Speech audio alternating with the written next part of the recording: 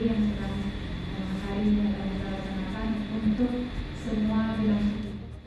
Bapak yang berbahagia, saya akhirnya kami ucapkan terima kasih kepada panitia pelaksana yang sudah mempersiapkan kegiatan ini sedemikian rupa, dan juga terima kasih kepada Bapak Ibu yang sudah hadir dalam kegiatan ini.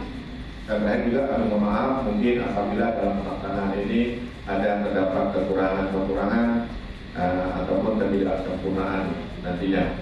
Akhirnya dengan mengucapkan Bismillahirrahmanirrahim, saya nyatakan bahwa kegiatan pengintegrasian materi pendidikan kependudukan ke dalam rencana pelaksanaan penghargaan RBP tahun 2022 secara resmi dibuka. Kita semuanya harus bekerja keras untuk menang stunting ini. Kenapa? Sudah sampai di Aceh yang masih tinggi 2021 42.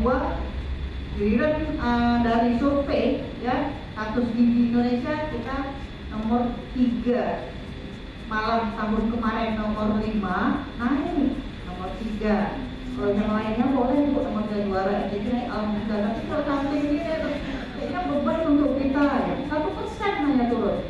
Dan target 2024 kita harus turun berapa persen? 14%. Harus turun 14%. 14% tapi kalau 24% harus turun.